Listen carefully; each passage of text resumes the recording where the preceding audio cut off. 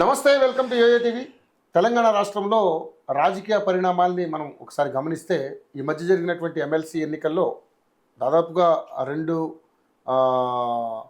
ఎమ్మెల్సీలు బీజేపీ ఖాతాలో పడ్డాయి. అదేవిధంగా ఒక ఎమ్మెల్సీ ఇండిపెండెంట్గా గెలిచిన సందర్భం చూసాం. బట్ అది అతని తర్వాత ఏ పార్టీలోకి వెళ్తారు ఏంటనేది తర్వాత విషయం. మొత్తానికైతే కాంగ్రెస్ పార్టీకి సంబంధించి కానీ అదేవిధంగా బీఆర్ఎస్ పార్టీకి సంబంధించి కానీ ఈ ఎమ్మెల్సీ ఎన్నికల్లో అంటే బీఆర్ఎస్ ముఖ్యంగా చూసుకుంటే పెద్దగా అంటే ఎక్కడ పోటీ చేసిన దాఖలాలు, అది ఎందుకు చేయలేదు ఏంటనేది అది రాజకీయంగా అది కేసీఆర్ గారి వ్యూహంలో ఎత్తుగడగా భావిస్తూ వాళ్ళు దీన్ని దాటవేసే కార్యక్రమం చేశారు. ముఖ్యంగా చూసుకుంటే తెలంగాణ రాష్ట్రంలో ఏదైతే తీర్మానం మల్లన్న ఇష్యూ చాలా పెద్ద ఇష్యూ అయింది. దాన్ని అన్ని రకాలుగా కూడా అన్ని కోణాలు కూడా పరిశీలిస్తే కాంగ్రెస్ పార్టీ మీద ఇప్పుడు బురద జల్లే కార్యక్రమం జరుగుతూ ఉంది. ఈ కాంగ్రెస్ పార్టీని ద్వారా గెలిచి కాంగ్రెస్ పార్టీని విభేదించే పరిస్థితిలో అంటే బీసీ నినాదం ద్వారా మరి తీర్మానం మల్లన్న ఏం చేయబోతున్నాడు ఏంటనేది అనేక రకాలైన ఆరోపణలు వస్తున్నప్పటి నేపథ్యంలో మనతో పాటు వేణుగోపాల్ యాదవ్ గారు తెలంగాణ రాష్ట్ర కాంగ్రెస్ పార్టీ అధికార ప్రతినిధి ఆయన ఉన్నారు. ముఖ్యంగా మరి మల్లన్న మీద ఆయన ఏ విధంగా మాట్లాడతారు, మల్లన్న యొక్క తీరుని ఏ విధంగా ఆయన చూస్తారు, అదేవిధంగా ఎమ్మెల్సీకి సంబంధించినటువంటి అంశంలో గెలుపు విషయంలో మరి ఆయన ఏం సమాధానం చెప్తారో ఆయన మాటలు తెలుసుకునే ప్రయత్నం చేద్దాం. నమస్తే అండి. నమస్కారం. కాంగ్రెస్ పార్టీ అధికార ప్రతినిధిగా కాకుండా మామూలుగా అంటే ఒక పొలిటికల్గా కూడా ఓటర్గా ఇప్పుడు జరిగినటువంటి ఎన్నికలను ఏ విధంగా చూస్తారు మీరు? ఎందుకంటే ఎమ్మెల్సీ ఎన్నికల్లో రెండు కూడా బీజేపీ ఇటు అంజిరెడ్డి గారు కావచ్చు, మల్కా కుమారి గారు కావచ్చు. సో ఏంటి ఏ విధంగా చూస్తారు అంటే ఈ ఎన్నికలు ఏ విధంగా చూస్తారు మామూలుగా అయితే? అంటే ఇప్పుడు భారతీయ జనతా పార్టీ నుంచి టీచర్స్ ఎమ్మెల్సీగా కొమరయ్య గారు, అవును. అదే మాదిరిగా పట్టభద్రుల నుంచి అంజిరెడ్డి గారు కలిశారు. ఈ తీరా చూసినప్పుడు ఒకసారి చూస్తే ప్రస్తుతం జరిగినటువంటి శాసన మండలి ఎన్నికల్లో మొట్టమొదలు పట్టభద్రులు తీసుకుంటే పట్టభద్రుల ఎలక్షన్లో ఆల్ ఫోర్స్ విద్యా సంస్థల అధినేత నరేందర్ రెడ్డి గారు మా కాంగ్రెస్ పార్టీ తరఫున మేము మా పిసిసి అధ్యక్షులు మహేష్ కుమార్ గౌడ్ గారు, ముఖ్యమంత్రి గారు రేవంత్ రెడ్డి గారి ఆశీస్సులతో ఆయన మా ఈ 4 జిల్లాలు అంటే కరీంనగర్, మెదక్, ఆదిలాబాదు, నిజామాబాద్ ఈ 4 జిల్లాల ఉమ్మడి జిల్లాల పట్టభద్రుల అభ్యర్థులు పోటీ చేయడం జరిగింది. అంటే ఇక్కడ ఒకసారి చూస్తే ప్రస్తుతం ఉన్నటువంటి రాజకీయాలను ఒక్కసారి విశ్లేషిస్తే మొట్టమొదలు పట్టభద్రుల విషయానికి వచ్చినప్పుడు కాంగ్రెస్ పార్టీ తరఫున నరేందర్ రెడ్డి గారు వర్సెస్ మీకు అంజిరెడ్డి గారు Bharatiya Janata party plus independent అభ్యర్థి ప్రసన్న హరికృష్ణ గారు ఉన్నారు. ఓవరాల్గా తీసుకుంటే ఇందులో 10 ఏళ్ల క్రితము తెలంగాణ ఉద్యమ పార్టీగా ఉన్నటువంటి భారతీయ రాష్ట్ర సమితి, భారత రాష్ట్ర సమితి అలియాస్ టిఆర్ఎస్ పార్టీ ఉద్యమాల పార్టీ అని చెప్పారు. 10 ఏళ్ళ అధికారంలో ఉండి ఏ రకంగా పరిపాలించారో, దొరతనం ఎట్లున్నారో, దొరపాలన ఏ రకంగా ఉండేదో ఆ రకంగా పరిపాలించి చూపించినటువంటి గనులు వాళ్ళు టిఆర్ఎస్ పార్టీ నాయకులు కేసీఆర్ గారు కావచ్చు, కేటీఆర్ గారు కావచ్చు. అలాంటి వాళ్ళు ఎందుకు అభ్యర్థులు పెట్టలేదు? సరే, కాంగ్రెస్ పార్టీ మేము అధికారంలో ఉన్నాం, మేము మా పార్టీ తరఫున పెట్టాం. పార్టీ తరఫున పెట్టినప్పుడు దాదాపు 150,000 చిల్లర ఓట్లు పోలేనప్పుడు దాంట్లో మాకు 70,000కు పైగా ఓట్లు వచ్చినాయి. కానీ మీ పార్టీ కూడా ఎందుకు కేవలం టీచర్ ఎమ్మెల్సీ అదే గ్రాడ్యుయేట్ ఎమ్మెల్సీని పెట్టారు, ఎందుకు టీచర్స్ పెట్టలేదు మీరు? టీచర్స్ అంటే ఏంటంటే ఉపాధ్యాయ సంఘాలు ఉన్నాయి, పిఆర్టీ తీసుకున్నా, ఉపాధ్యాయ ఫెడరేషన్ తీసుకున్నా, రకరకాల ఉపాధ్యాయ సంఘాలు ఉన్నాయి. ఆ ఉపాధ్యాయుల సంఘాలలో మన రాజకీయ చిచ్చు పెట్టొద్దని చెప్పేసి గౌరవ ముఖ్యమంత్రి గారు రేవంత్ రెడ్డి గారు, మా పిసిసి అధ్యక్షుడు మహేష్ కుమార్ గారు తీసుకున్నారు నిర్ణయం. అది ఉపాధ్యాయ సంఘాలు ఉన్నాయి, సరే వాళ్ళు చూసుకుంటారు, విధవ సంఘాలు మన రాజకీయం ఎందుకు, మన అభ్యర్థి అవసరం లేదని చెప్పేసి మనం అనుకున్నటువంటి పరిస్థితి. కానీ అక్కడ తీసుకున్నప్పుడు టీచర్స్ విషయానికి వచ్చినప్పుడు అంటే మేధావులమని చెప్తున్నటువంటి టీచర్స్ కానీ, విద్యావంతులు అనేటువంటి చెప్పుకున్నటువంటి విద్యావంతులు చెప్పుకునేటువంటి పీజీ చేసిన వాళ్ళు, పిహెచ్డీ చేసిన వాళ్ళు కూడా ఏమైందంటే ఈ మధ్య చూసాం పత్రికల్లో వచ్చాయి, మేము ధర్మం వైపు ఉన్నాము, మా ధర్మమైన పార్టీ అని చెప్పేసి భారతీయ జనతా పార్టీ నాయకులు అన్నారు. మరి ధర్మమైన పార్టీ అనుకున్నప్పుడు మీరు అధర్మంగా ఎట్లా గెలిచారని అడుగుతున్నాను. మీరు మాకున్న సమాచారం మేరకు ఒక్కొక్క టీచర్కు 5,000 నుంచి 4,000 రూపాయలు, 5,000 రూపాయలు, 3,000 రూపాయలు ఇచ్చి టీచర్ను మభ్యపెట్టి డబ్బులు పంచి ముక్కుమడగా డబ్బులు పంచి మీరు గెలిచారన్నారనేది మేము చేస్తున్నట్టు ఆరోపణ. మరి మీ మీద కూడా వస్తున్నట్టు ఆరోపణలు మీరే సమాధానం చెప్తారు? ఆల్ ఫోర్స్ నరేంద్ర గారు కూడా ఓటుకు 1,500, 200, 2,000 రూపాయలు తప్పు. ఈ రోజు మేము అధికారంలో ఉన్నాం, మేము ప్రభుత్వంలో ఉన్నప్పుడు మా ముఖ్యమంత్రి రేవంత్ రెడ్డి గారు 14 మాసాల్లో గత 10 ఏళ్లలో ఇంటికొక ఉద్యోగం ఇస్తా అని చెప్పినటువంటి కేసీఆర్ గారు ఆ పరిపాలన తీసుకున్నప్పుడు కానీ మొన్న అంటే 14 మాసాల్లో మేము 55,000 ఉద్యోగాలు ఇవ్వడం జరిగింది. ఫర్ ఎగ్జాంపుల్ తీసుకుంటే 60 రోజుల్లో ఉపాధ్యాయ పోస్టులు దాదాపు 8,500 పోస్టులు నోటిఫికేషన్ ఇచ్చి 60 రోజుల్లోనే భర్తీ చేసినాం. అదే మాదిరిగా గత 10 ఏళ్లలో టీఆర్ఎస్ పరిపాలనలో గ్రూప్ 1 పోస్టులు ఒక్క పోస్ట్ ఇవ్వలేరు.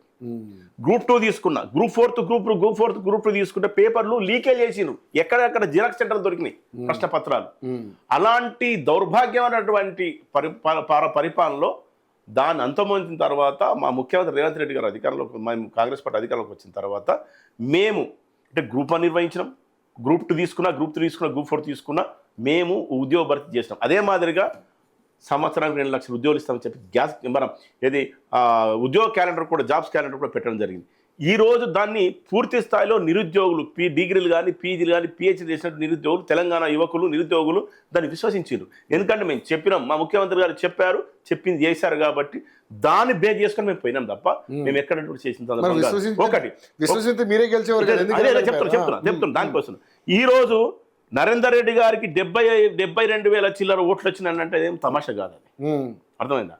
అది తమాషాగా అన్నటువంటి ఓట్లు మామూలు కాదు. అంటే నెక్క మూమెంట్లో జరిగినటువంటి ఎలక్షన్లో 70,000కు పైగా ఓట్లు వచ్చినటువంటి కాంగ్రెస్ అభ్యర్థికి వచ్చినాయి. ఈరోజు టీఆర్ఎస్ పార్టీ అభ్యర్థిని పెట్టకపోవడం వల్ల ఓటు బీజేపీకి ట్రాన్స్ఫర్ అయింది. ఓటు బీజేపీకి ట్రాన్స్ఫర్ కావడం వల్ల బారాసా కానీ భాజపా కానీ ఒక్కటే అని తేలిపోయింది. ఈరోజు గ్రాడ్యుయేట్ క్యాండిడేట్ పెట్టలేరు వాళ్ళు. మరి గత 10 ఏళ్ళు పరిపాలించినటువంటి ప్రభుత్వం ఉన్నటువంటి వాళ్ళు కూడా కనీసం ఉపాధ్యాయ ఒక అభ్యర్థిని పెట్టలేరు కదా. వాళ్ళు పెట్టకపోవడం వల్ల బీజేపీకి ఎలా లాభమని మీరు అనుకుంటున్నారు? మాకు అంటే మా ప్రభుత్వం మీద మొట్టమొదటి ప్రభుత్వం అధికారంలోకి వచ్చినప్పుడు కూడా 14 మాసాలు అయినప్పటికీ కూడా ఏర్పడినప్పటి నుంచి ఇప్పటికి కూడా టీఆర్ఎస్ నాయకులు, బీజేపీ నాయకులు విషం కక్కుతూనే ఉన్నారు. మా ముఖ్యమంత్రి రేవంత్ రెడ్డి గారు చేస్తున్నటువంటి అభివృద్ధి కార్యక్రమాలు ఎక్కడ భవిష్యత్తులో ఇబ్బంది అవుతాయన్న దాని మీద భయపడి ఈ రోజు వరకు కూడా విషయం కమ్ముతూనే ఉన్నారు వాళ్ళు.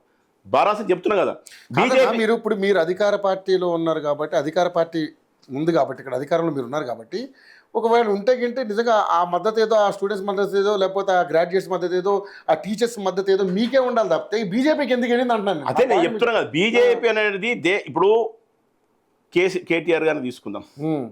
కార్ రేసు కుంభకోణం ఏ రకంగా జరిగింది? 55 కోట్ల రూపాయలు ఎక్కడ విదేశీ ప్రాంతాలకు ఎక్కడ తరలించారు. అదే మాదిరిగా లిక్కర్లాని మేడం గారు ఏ రకంగా తిహార్ జైలు, ఇవన్నీ కేసులు మాఫీ చేసుకోవడానికి లోపకారికంగా భారతీయ జనతా పార్టీ తోటి బరాస రాష్ట్రంతి కుమ్మక్కై రేవంత్ రెడ్డి గారి ముఖ్యమంత్రి కేసులు మాఫీ చేసుకున్న. అందుకే ఆ మధ్య కేటీఆర్ గారు ఏం అధికారం ఉందని చెప్పేసి కేంద్ర మంత్రులు కలిశారు. కేంద్రం వాళ్ళు కలిసి అభివృద్ధి పనుల కోసం పోయినా అని చెప్పేసి అంటున్నాడు.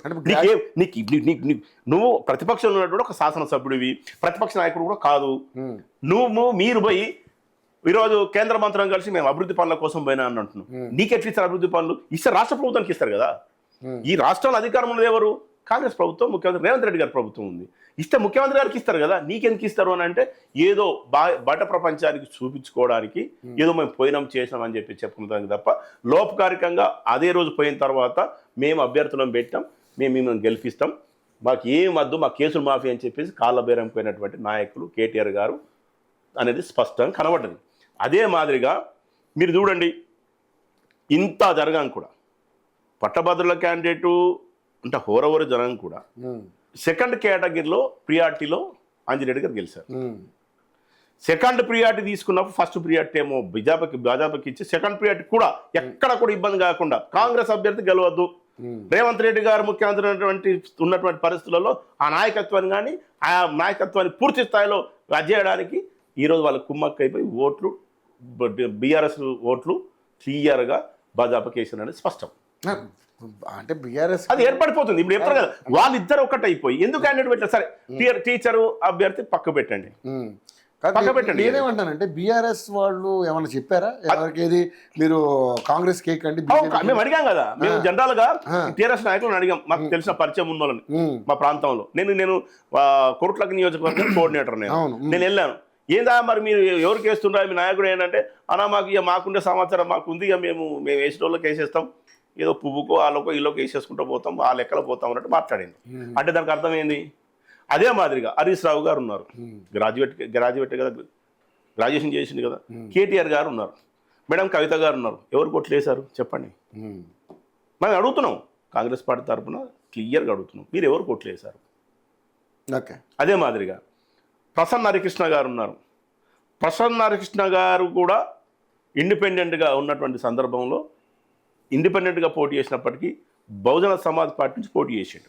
మా బాధాకరమైన విషయం ఏంటంటే మా కాంగ్రెస్ పార్టీ శాసన మండలి సభ్యులు తీన్మార్ మల్లన్ గారు కూడా మా కాంగ్రెస్ పార్టీలో ఉండి ఆయనకు సపోర్ట్ చేసిండు.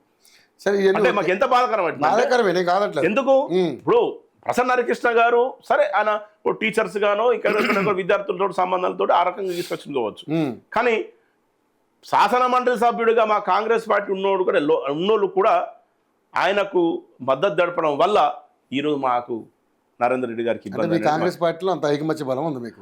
బలం అని కాదు, అంటే మనిషి ఎట్లా ఆలోచన ధోరణి అయిపోయిందంటే ఇక్కడ రేవంత్ రెడ్డి గారిని నాయకత్వాన్ని బలహీనపరచడానికి ఎత్తుగడలో భాగం చేసినది స్పష్టంగా కనబడుతుంది. కానీ రేవంత్ రెడ్డి గారే ఏదైతే ఈ ప్రచారాలకు వెళ్ళినప్పుడు ఎమ్మెల్సీ ఇప్పుడు ఎమ్మెల్సీలో మీకు గెలిచినా పెద్ద పోయేది లేదు, వచ్చినా పోయేది లేదు అని చెప్పేసి స్టేట్మెంట్ ఇవ్వడం ఏంటంటే ముఖ్యమంత్రి గారు ఏమన్నాడు అనంటే ఆయన ఏమన్నాడు అనంటే మేము 14 మాసాల్లో మేము 55,000 ఉద్యోగాలు ఇచ్చాం.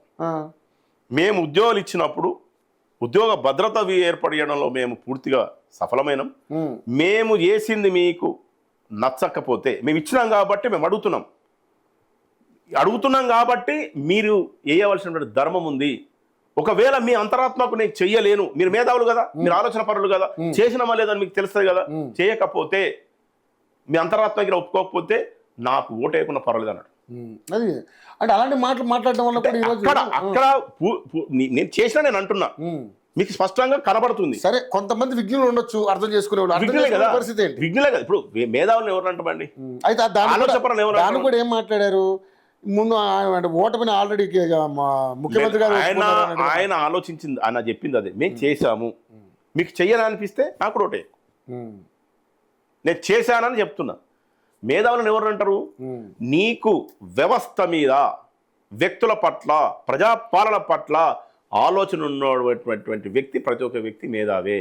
ఈరోజు మేధావులు ఆలోచన పరులను ఎప్పుడు బిర్దిస్తాం? ఆయన తెలియపరుడా, విశ్లేషించగలుగుతారని చెప్పగలుగుతాం, అంతే తప్ప ఇంకోటి మాత్రం కాదు. రైట్. వేణుగోపాల్ యాదవ్ గారు, మీరు కూడా ఒక బీసీ బిడ్డ కాబట్టి మరి కులగణన ఏ విధంగా చూస్తారు? బీసీ కులగణన నేను చెప్తున్నా రవి గారు, ఈరోజు భారతదేశంలో 22, 23, 28 రాష్ట్రాలు ఉన్నాయి.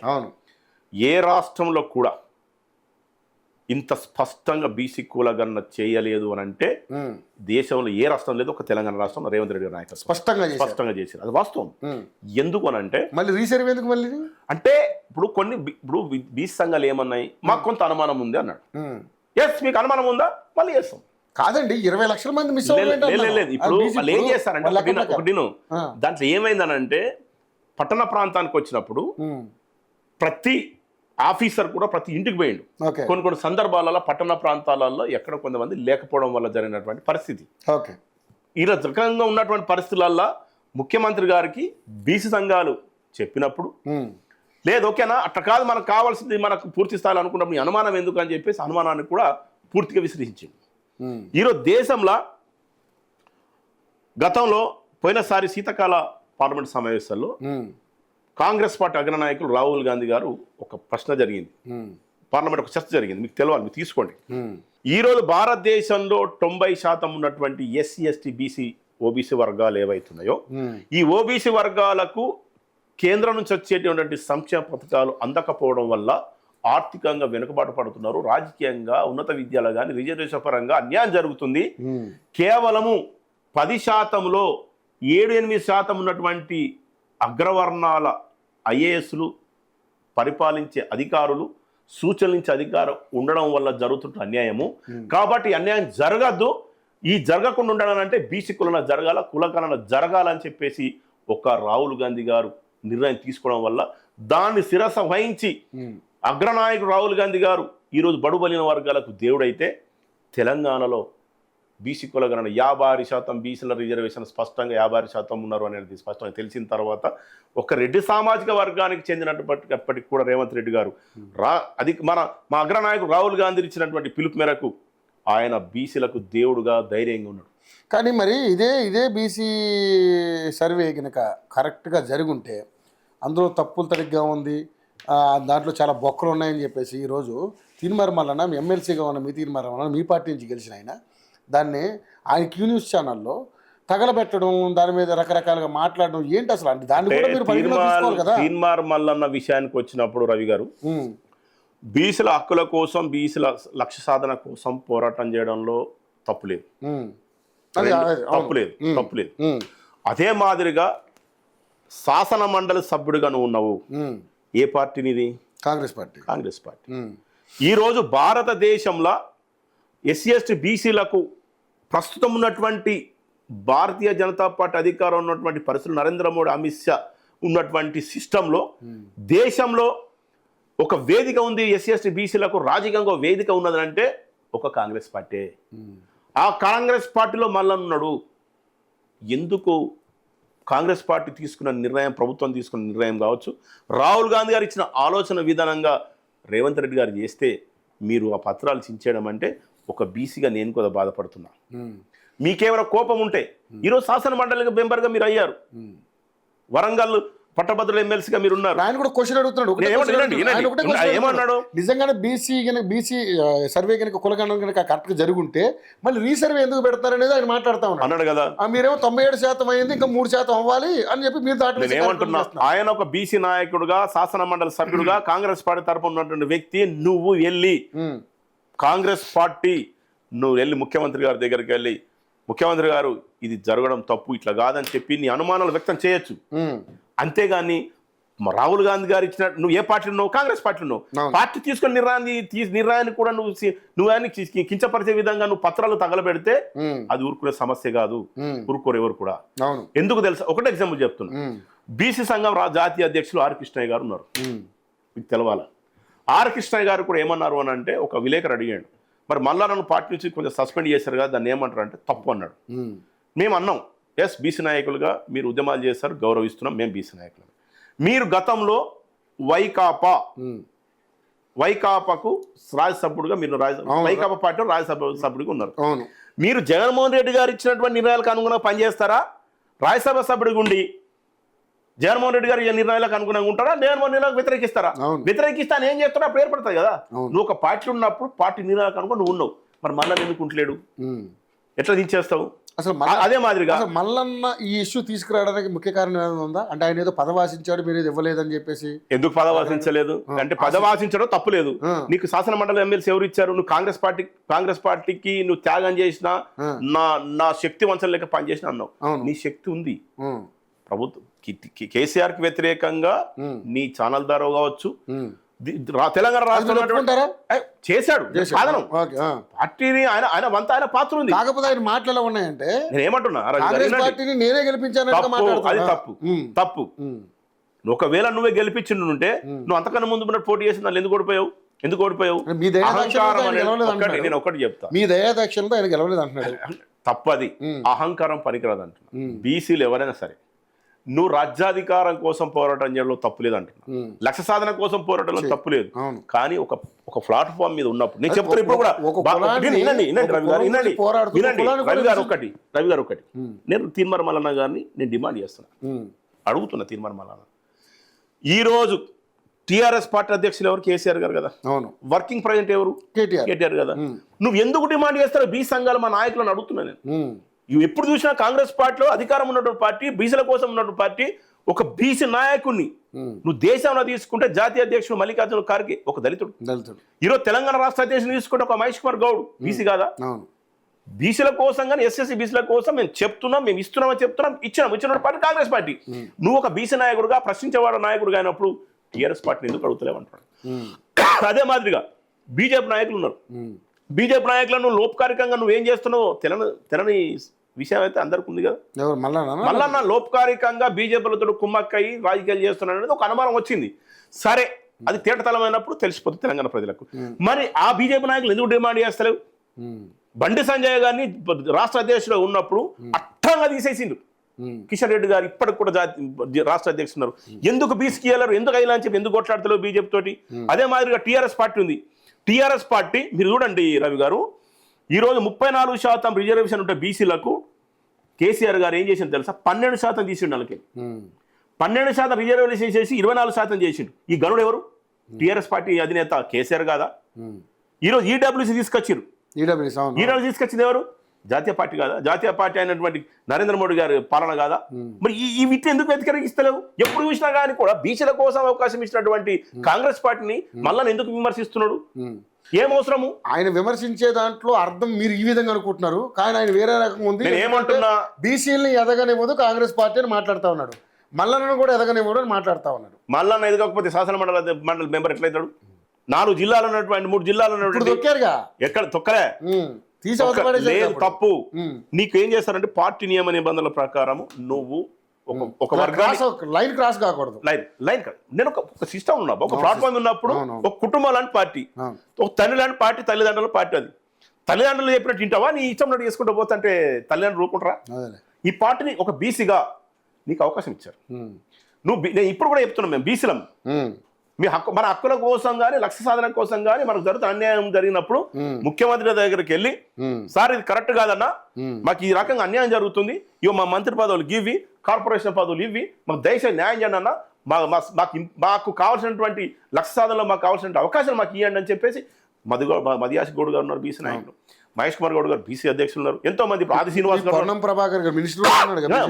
ఇప్పుడు పొన్నమని ఉన్నాడు, ఆది సీనన్ ఉన్నాడు.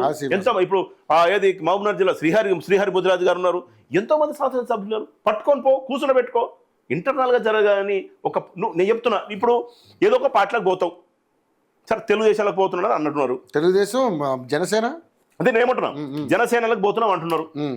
జనసేనలో పవన్ కళ్యాణ్ చెప్పినట్టుంటావా? నీ ఇష్టం నిర్ణయం తీసుకుంటావా? సరే పోతావు కావచ్చు. పవన్ కళ్యాణ్ అయితే జాతీయ అధ్యక్షులు కదా, చెప్పిన కదా. ఇప్పుడు చంద్రబాబు నాయుడు గారు ఉన్నారు, తెలుగుదేశం పార్టీ అధ్యక్షులు. నీ ఇష్టం వివరిస్తా, లూకుంటారా? బండకేసి కొడతావు. అది పార్టీ సిస్టమ్. అది ఏ పార్టీ ఉన్నా కానీ కూడా హక్కుల కోసం అడగడం తప్పు లేదు అంటున్నాను. ఒక వర్గానికి కూడా నేను చెప్తున్నా, ఈరోజు నేను ఊళ్ళో ఉన్నాండి అంటే ఇప్పుడు కాంగ్రెస్ పార్టీ బీసీ నినాదానికి ఎగ్నిస్టా లేకపోతే సపోర్ట్? బీసీలకే మేము నినాదాన్ని ఎందుకు ఎగ్నిస్ట్ అవుతాం? ఎవడన్నాడు ఎగ్నిస్ట్ అని? ఈరోజు బడుగైన మల్లన్న పూర్తి స్థాయిలో సిస్టానికి వ్యతిరేకంగా, నియమ నిబంధనలకు వ్యతిరేకంగా చేస్తున్నటువంటి కార్యక్రమం చేసిండు. నేను ఏమంటున్నా, నువ్వు లక్ష్య సాధన కోసం పోయినప్పుడు ఓపిక ఉండాలా. మనిషి అంటూ ఎంత ఎత్తుకు ఎదిగినా వదినట్టు ఉండాలంటే రాజకీయ నాయకుడు. ఏ స్థాయికి పోవాలనుకున్నప్పుడు ఓపిక ఉండాలా. నేను బీసీ నాయకుడిని. మేము విద్యార్థి ఉద్యమాలకి వచ్చిన వాళ్ళం. కొన్ని వ్యవహార శైలిలు మాకు నచ్చట్లేదు. ఇప్పుడు మేము మల్లన్నకి చెప్తాం, అన్నా నువ్వు చేసేది చేయాలనుకున్నప్పుడు నీకు ఒక సోకాజ్ నోటు ఇచ్చిండ్రు. అయ్యా నువ్వు మళ్ళీ ఒక వర్గాన్ని తిడుతున్నావు, నువ్వు రాహుల్ గాంధీ గారు ఇచ్చినటువంటి నిర్ణయాలకు వ్యతిరేకంగా నువ్వు నిర్ణయాలు తీసుకొని పత్రాలకు ఆలబెడుతున్నావు, దీని మీద అభిప్రాయం అని అడిగిండ్రు. ఒక్కసారి 3 సార్లు పంపించారు. సమాజం చెప్పాలద్దా? Show cause note చెప్పాలద్దా? నువ్వు ఎవరు నువ్వు? కాంగ్రెస్ పార్టీలో ఉన్నటువంటి ఒక శాసన మండలి సభ్యుడు. అంటే శాసన మండలి ఎవరిది? పెద్దల సభ. పెద్దల సభలో ఉండి గౌరవంగా వివరించాలని అద్దా? ఏమంటాడు? ఈ రాష్ట్రానికి చివరి ముఖ్యమంత్రి రేవంత్ రెడ్డి అడిగా. అరే నాయన, నువ్వు రేవంత్ రెడ్డి ముఖ్యమంత్రి చివరికి ఉంటాడని బట్టి మీకు రేవంత్ రెడ్డిని టార్గెట్ చేసాడు అనుకుంటున్నారా? రేవంత్ రెడ్డిని టార్గెట్ చేయడానికి మల్లన్నతో పాటు కొన్ని శక్తులు పనిచేస్తాయి. రేవంత్ రెడ్డిని టార్గెట్ చేశాడు మల్లన్న మీరు అంటున్నారు. అదే రేవంత్ రెడ్డి మల్లన్న ముందు పెట్టుకుని వెనక నుంచి రాజకీయం నడిపిస్తున్నాడని చాలా మంది మాట. తప్పు. ఇప్పుడు ఆయన బీసీ ఉద్యమం చేపిస్తా, బీసీ బిడ్డ కోసం పనిచేస్తా అని చెప్పేసి ఆయన ఒక నిర్ణయం. ఇంకో మాట కూడా మాట్లాడాడు, ఈ బీజేపీ హైలైట్ చేస్తూ కాంగ్రెస్ పార్టీని తొక్కుతున్నాడు రేవంత్ రెడ్డిని మాట. తప్పు అది. ఎందుకంటే ఈ రోజు రాహుల్ గాంధీ గారి నాయకత్వంలో పనిచేస్తున్న నాయకుడు రేవంత్ రెడ్డి గారు. మీరు గుర్తుంచుకోండి, ఆయన ఇంటర్వ్యూ చూడండి ముఖ్యమంత్రి గారిది. ఇప్పుడు మేము ఉన్నామండి, ఈ రోజు మేము కాంగ్రెస్ పార్టీలో ఉన్నాం. కాంగ్రెస్ పార్టీలో ఉన్నప్పుడు నాయకత్వానికి అనుకూలంగా పనిచేయాలి. రేవంత్ రెడ్డి గారు గతంలో ఒక పార్టీలో పనిచేశారు. ఇబ్బంది అయినా, కష్టమైన, నష్టమైన నాయకత్వానికి వ్యతిరేకంగా ఎప్పుడు మాట్లాడలేదు. వ్యతిరేకంగా ఎప్పుడు కూడా బయటకు వచ్చే నాయకుల మీద మాట్లాడలేదు. ఈరోజు కాంగ్రెస్ పార్టీలో ఉన్నప్పటికీ కూడా రేవంత్ రెడ్డి గారు నాయకుడికి వ్యతిరేకంగా ఎప్పుడు నిర్ణయం తీసుకోడు. నాయకుడు ఏది చెప్తే అదే చేస్తాడు. కానీ మరి ఇప్పుడు ఇదే రేవంత్ రెడ్డికి మీ మంత్రులందరూ సపోర్ట్ గా ఉన్నారా లేకపోతే? తప్పు. అంటే విమర్శలు వస్తున్నాయి. ఇప్పుడు అదే చెప్తున్నాం కదా, ఇది బారాస రాష్ట్ర సమితి, భారతీయ జనతా పార్టీ నాయకులు ఆడుతున్నటువంటి ఒక పొలిటికల్ గేమ్, పొలిటికల్ క్రీడ ఆడుతున్నారు. ఇంగ్లీష్ లో చెప్పి నేను తెలుగులో చెప్తాను. పొలిటికల్ గేమ్ ఇది స్పష్టంగా మీరు చూడండి. బండి సంజయ్ గారు ఒక ఆలోచనతో వస్తారు, కిషన్ రెడ్డి గారు ఒక ఆలోచన వస్తారు. నేను ఒక్కటే అడుగుతున్నా, కేటీఆర్ గారు ఈ భారతీయ జనతా పార్టీ నాయకుల మీద కావచ్చు, భారత రాష్ట్ర సమితి నాయకుల మీద కావచ్చు, బీసీల కోసం ఉద్యమం చేస్తున్నటువంటి మల్లన్న గారు, ఆర్ కృష్ణయ్య గారు, మా శ్రీనివాస్ గౌడ్ గారు, జాదుల శ్రీనివాస్ గౌడ్ గారు, వీళ్ళని అడుగుతున్నాం. నేను బీసీ నాయకులు నేను అడుగుతున్నా, అయ్యా అన్న మీరు భారతీయ జనతా పార్టీ నుంచి బీసీలను ఎందుకు, బీసీ నాయకులకు ఎందుకు అవకాశాలు ఇస్తలేరు? బీసీ రాష్ట్ర ప్రకటించారు కదా ముఖ్యమంత్రి నాయకుడు, ముఖ్యమంత్రి బీజేపీకి సంబంధించి ఒక బీసీ బిడ్డే అని చెప్తాడు అన్నాడు కదా. వాళ్ళకి అధికారం వచ్చినప్పుడు ఏర్పడుతుంది పంచాయతీ. భారతీయ జనతా పార్టీ తెలంగాణ రాష్ట్రంలో అధికారం వచ్చినప్పుడు ఏర్పడుతుంది అన్నాడు. నువ్వు అంటున్నావు, నేనేమంటున్నా, భారతీయ జనతా పార్టీ రాష్ట్ర అధ్యక్షుడు బండి సంజయ్ తీసి బండ కొట్టిర్రు, అధ్యక్షుడు తీసే బండ కొట్టిన వాళ్ళు ముఖ్యమంత్రి చెప్తారని ఎట్లా విశ్వసిస్తావు?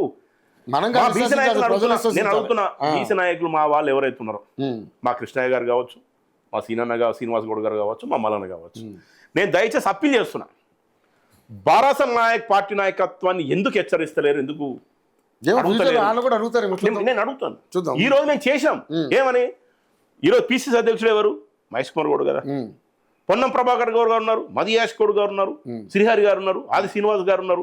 ఈ రోజు మేము పదవులు ఇచ్చినాము, నువ్వు ఇయ్యలేవు. ఎందుకు ఇయ్యలేవు ఎందుకు అడుగుతాను? ఎందుకు టార్గెట్ అంటే ఇక్కడ ఒకటే టార్గెట్, రేవంత్ రెడ్డి గారు టార్గెట్.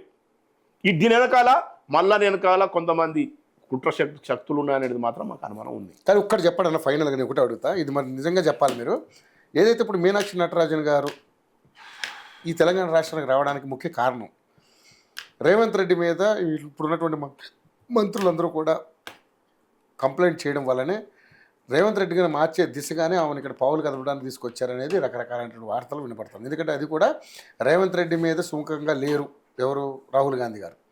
సో ఏదో ఒకటి మొత్తం ఒక 3 నెలలు 2 నెలలు ఇక్కడ ఒక రాజకీయ పరిణామాలు ఘోరంగా మారిపోతున్నాయి అనేది ఒక పెద్ద ఎత్తున చర్చ జరుగుతూ ఉంది.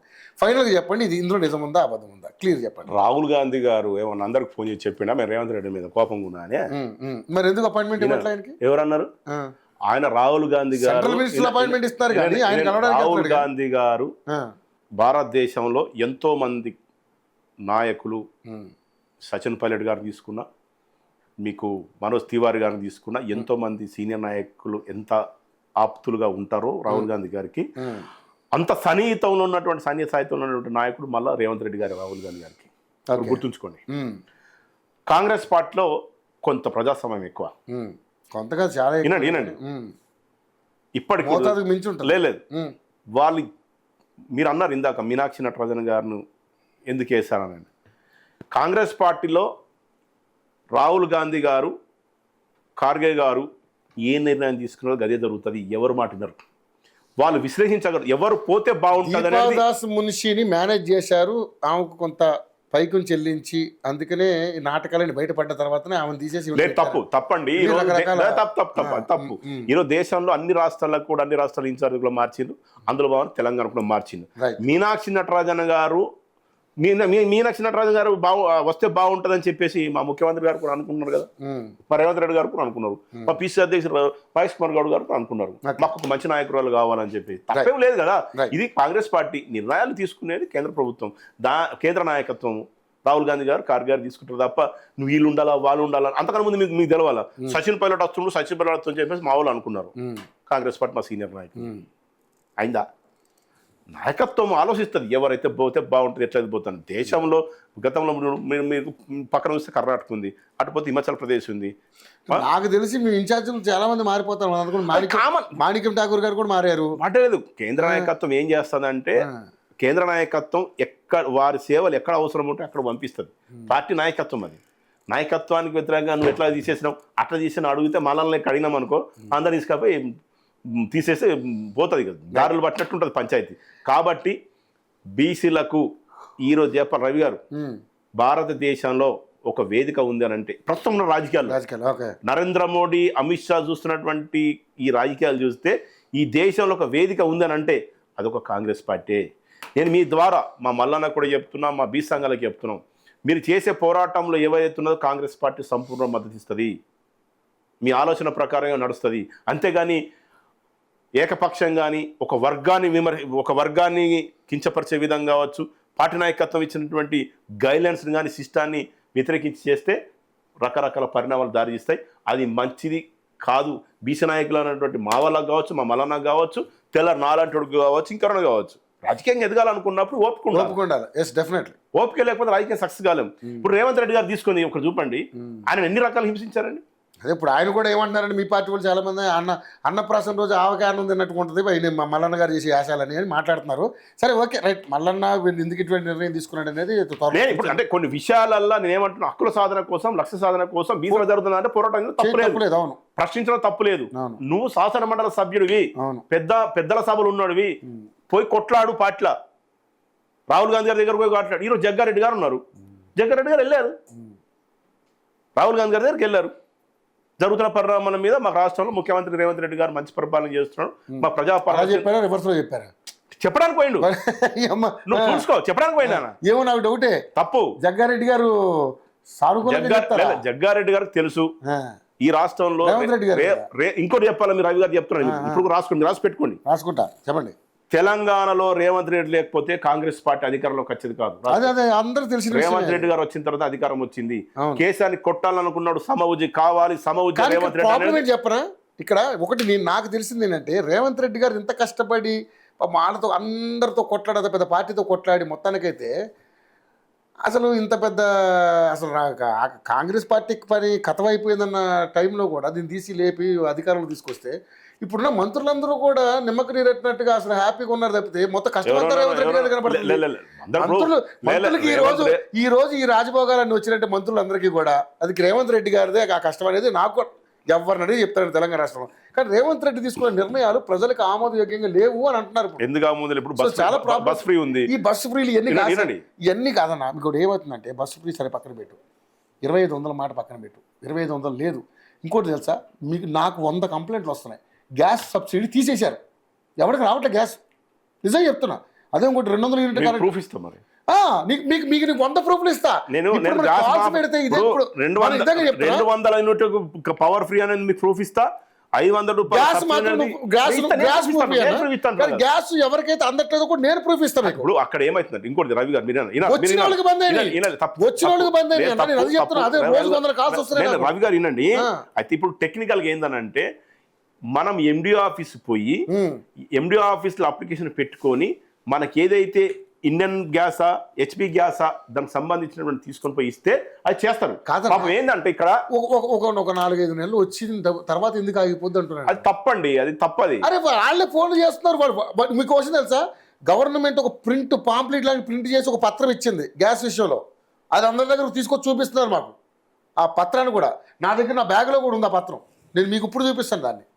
అది చూపించి ఇదిగోండి మాకు ఇది ఇచ్చారు, ఏమైనా వస్తే ప్రాబ్లం వస్తే అడగమన్నారు.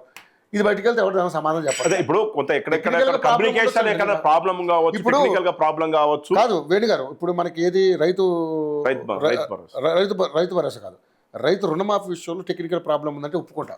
ఇంతమంది చేసిన వాళ్ళు కొంతమంది చేయలేరా, చేస్తారు. కానీ ఆ టెక్నికల్ ప్రాబ్లం సవరించి చేస్తారని నమ్మకం కొంతమంది రైతులకు ఉండొచ్చు. కానీ గ్యాస్ కానీ కరెంట్ విషయంలో కానీ ఈ మహిళలకి మీ నోటీస్కి వచ్చింది ఎక్కడెక్కడ టెక్నికల్ ప్రాబ్లం కావచ్చు. కానీ ఇప్పుడు నిజామాబాద్ ఉంది మా దగ్గర. మేము ఎక్కువ అంటే ఇప్పటి వరకు దాదాపు మా పల్లె ప్రాంతాల్లో దాదాపు 78% వస్తున్నాయి. మేము పోతాం అంటే మా వాళ్ళ పార్టీ నాయకులకు చెప్తాం, అక్కడ ఎందుకు రాలేదో పోయి ఎండిఓ దగ్గరకు పోయి అది విశ్లేషించాలి అని చెప్పి. ఇప్పుడు గ్యాస్ ప్రాబ్లం వచ్చింది అనుకోండి, గ్యాస్ వచ్చేది ఆగిపోతే ఎవరిని అడగాలి? బ్యాంకుని అడగాలి, ఎవరిని అడగాలి? ఇండియన్ అప్పుడు ఎవరైతే కంపెనీ వాళ్ళు ఉన్నారో కదండి, కంపెనీ వాళ్ళు అది చేస్తారు. అది తప్పది. అది ఎండిఓ ఆఫీస్ పోయి చేసుకోవాల్సిన పని. అది అక్కడ కొంచెం టెక్నికల్ అక్కడ ఉంది ఆ ప్రాబ్లం తప్ప మిగతా ప్రాబ్లం లేదు. ఇప్పటి వరకు అయితే మీరు అంటే తెలంగాణ రాష్ట్రంలో ఇప్పుడు నెక్స్ట్ జరగబోయే స్థానిక సంస్థల ఎన్నికల విషయంలో మీరు అన్ని సీట్లు గెలవాలి, మీకు మంచి తరుణం మీకు రావాలనుకుంటే డెఫినెట్లీ మీరు అనుకున్నవన్నీ చేయగలిగితేనే ప్రజల నుంచి మద్దతు మీకు వస్తుందని నా ఒపీనియన్. ఏదేమైనా సరే మంచి పరిపాలన అందించాలి, ప్రజా పరిపాలన అందించాలి మనస్ఫూర్తిగా కోరుకుంటాను. గడిల పాలన బద్దలు కొట్టి ఇది పేదోడు పరిపాలన వచ్చింది, ప్రజాపాలన వచ్చింది. అది కనీసం సెక్రటరియట్ అడుగు పెట్టలేని పరిస్థితి. ప్రతిపక్ష కనీసం హోమ్ మినిస్టర్ అప్పుడు ఉన్నటువంటి హోమ్ మినిస్టర్ కూడా సెక్రటరీ రానియలేడు కేసీఆర్ గారు. ఈ రోజు ప్రజలు వస్తున్నారు, మంత్రులను కలుస్తున్నారు. మీరు చూడండి, రేవంత్ రెడ్డి గారు దాదాపు ముఖ్యమంత్రిగా ఉండి 14 మాసాలలో 18 గంటలు కష్టపడుతున్నాడు. మీకు తెలుసు. ఒక్కొక్క ఈరోజు 14 మాసాల్లో పరిపాలన విధానం మీద కొంత అవగాహన రావడానికి కొంత సమయం పట్టింది. అన్ని శాఖలను విశ్లేషించి రాగానే మీరు ఏ సెక్షన్ తీసుకున్న ఏ శాఖను చూసుకున్న ప్రతి శాఖ మీద సమీక్ష చేసిండు. ఒక్కడ చిన్న చెప్తా, 10 ఏళ్లలో కాస్మెటిక్ ఛార్జీలు పెంచలేదండి కేసీఆర్. అవును, మీరు చేసే 40% కాస్మెటిక్ ఛార్జీలు పెంచిండు ముఖ్యమంత్రి రేవంత్ రెడ్డి గారు. Right right. మీరు తెలుసుకోవాల్సిన అవసరం ఉంది. లేదు తెలుసు, అది అన్ని మనం చూసాం కదా, దాని మీద చాలా ఇది కూడా చేసాం. డిఎస్సి గ్రూప్ 1 తీసుకోండి, ప్రశ్న పత్రం లీక్ అయినాయి. ఎంసెట్ 4 సార్లు లీక్ అయిందండి 10 ఏళ్లలో. విద్యార్థుల పరిస్థితి అయ్యా ఇప్పటికీ 52,000 ఉద్యోగాలు ఇచ్చారు. 55,250 ఉద్యోగాలు. అదే మాదిరిగా 14,250 అంగన్వాడీ టీచర్ పోస్టులకు నోటిఫికేషన్ వస్తుంది త్వరలో వస్తుంది. వస్తే అదే మాదిరిగా ఒకవేళ ఇవన్నీ మీరు చేయగలిగితే రేవంత్ రెడ్డి గారు అన్నట్టుగా 10 ఏళ్ళు మేమే అధికారం ఉంటాడు, అది డెఫినెట్ జరుగుతుంది. వినండి, రేవంత్ రెడ్డి కావచ్చు, కానీ ఆయన కూడా కిందికి వెళ్ళి వచ్చినటువంటి నాయకుడు, పేదోడు గురించి తెలిసిన నాయకుడు. ఎందుకంటే ఆయనతో నేను ప్రయాణం చేసినా కాబట్టి నాకు తెలుసు ఆయన వ్యవసాయం, నాకు తెలుసు కాబట్టి చెప్తున్నా. ఆయన ఎప్పుడైనా కానీ పేదవాడు బాగుండాలా, ప్రతి ఒక్కరు బాగుంటే సమాజం బాగుంటుందని అంటాడు. అదే మాదిరిగా పేదోడి పాలన వచ్చింది, ప్రజాపాలన ద్వారా పేదోడికి సంక్షేమ పథకాలు అందిస్తుంది. ఇది రేవంత్ రెడ్డి గారి నాయకత్వంలో జరుగుతున్నటువంటి system. Right. Thank you Venu గారు. మరిన్ని అప్డేట్స్తో మళ్ళీ కలుసుకుందాం మనం, మళ్ళీ ఇది చర్చ చేద్దాం దాని మీద. Thank you so much. Thank you Ravi గారు.